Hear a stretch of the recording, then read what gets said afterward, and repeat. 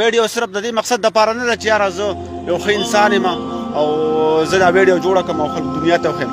زه خپل مخ نه ښیم، زه د ثواب په نیت باندې کوم.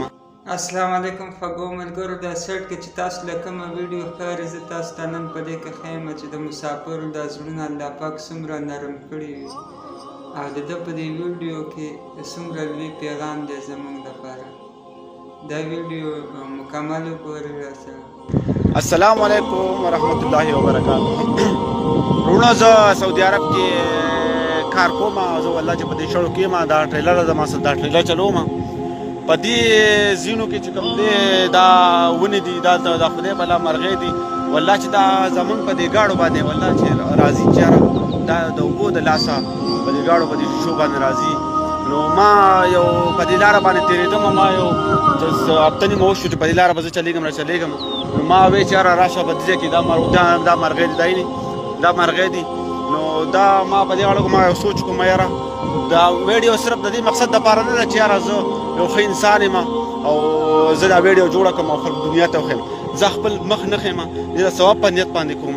او خبره داسې ده چې دې ځنګل کې دا ځنګل دی، دا شړې دي دلته کې په سوونو کیلومیټرو باندې چې کوم دی او مخطي نشته، دغه نشته، دا دا مرغۍ دي دلته کې د خدای بلا د په دې ایریا کې د خدای بلا مرغۍ دي. نو دلته کې ما سوچ وکړو ما یاره زه راځم، ما اوس هم یو هوټل والې ته ووایي مې یاره زه روټۍ مې پکې خوړه. ما ورته مې یاره ستاسو چې کوم د بلدې والا کومې چاولې پاتې کېږي تاسو یو ډرام ته غورځوئ، تاسو بلدې ته غورځوئ. نو مې یاره هغه چاولو ما لکه هلته کې مرغۍ دي، مې زه بیا هغوی له بیا اچوم د ثواب په نیت باندې. نو اوس ما اوبه راوړې دي، اوبه مې راوړې دي دا دي، او دا اوبه انشاءالله چې دا ورته زه اوس دغه کوم دا اوبه دي. نو یاره د ثواب په نیت باندې دا ویډیو چې کوم دا زما دا مقصد نه دی چې یاره زه دغه وکړم، د ثواب په نیت باندې دا وکړم چې یاره دغه خو داسې کړو درته نور وروڼه موڼئ په بل ځای کې داسې کار مار کوي او داسې په دې شړو مړو کې پاتې کېږي.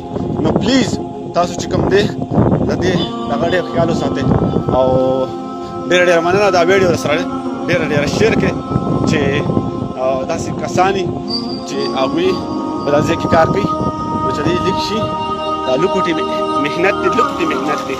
دغه د ما ګاډی وردو په دې روډ کې او دې خوا رالم او دا مې ورته دا دې اوبه واچولې او د دعا د قبلېدلو هېڅ پته نه لګي. نو انشاءالله ښه خبره صدقه جاري کې دا شیر کړئ. ډېره ډېره مننه جي. جی ملګرو، څنګه چې تاسو دا ویډیو مکمل وکتله د مسافرو دا زړونه مو وکته چې دا الله پاک څومره نرم کړي، دا د خپل کور کلي بچونه جدا شوي د دوی دا زړونو کې څومره رحم وي.